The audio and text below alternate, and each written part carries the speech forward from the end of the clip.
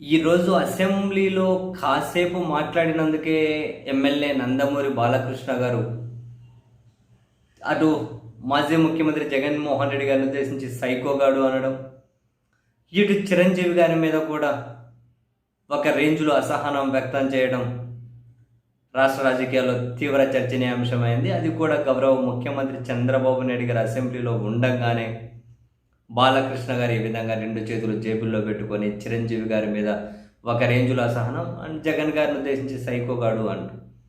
దీనికి అందరికీ కారణం కామినేని శ్రీనివాసరావు గారు జగన్ గారిని విమర్శించే క్రమంలో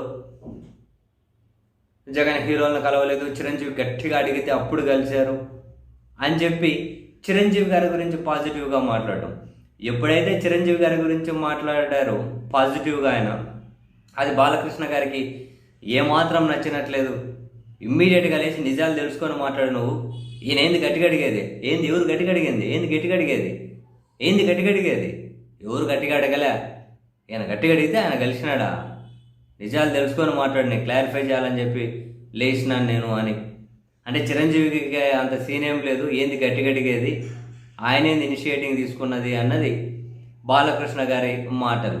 అంటే చాలా సహనం ప్రదర్శించారు. చిరంజీవి గారికి రవ్వంత క్రెడిట్ ఇచ్చే ప్రయత్నం చేయగానే బాలకృష్ణ గారు చాలా తీవ్ర సహనం.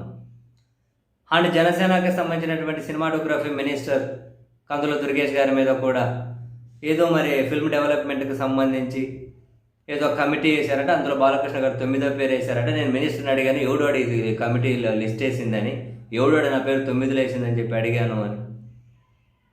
జనసేన మినిస్టర్కి సంబంధించి జనసేన పార్టీకి సంబంధించిన మంత్రితోటి ఈ విధంగా, కామినేని శ్రీనివాసరావు గారి మీద ఆ విధంగా, అండ్ చిరంజీవి గారు క్రెడిట్ ఇవ్వగానే తీవ్ర అసహనం పడడం. సో సినిమా పరంగా ఫస్ట్ నుంచి బాలకృష్ణ గారికి చిరంజీవి గారికి వాళ్ళది ఒక డిఫరెంట్ ఫ్యాన్ బేస్, ఇద్దరికి పడదనేది ఓపెన్ సీక్రెట్ రాజకీయంగా పక్కన పెడితే. కానీ చిరంజీవి గారి మీద ఇప్పటికీ కూడా బాలకృష్ణ గారికి తీవ్ర స్థాయిలోనే అసహనం ఉంది అని చెప్పి ఈరోజు వ్యాఖ్యల ద్వారా క్లియర్గానే అర్థమవుతూ ఉంది. అండ్ బాలకృష్ణ గారు ఆ విధంగా మాట్లాడడం పైన ఇటు మెగా అభిమానులు జనసేన కార్యకర్తలు అయితే తీవ్రంగా ఫైర్ అవుతూ ఉన్నారు.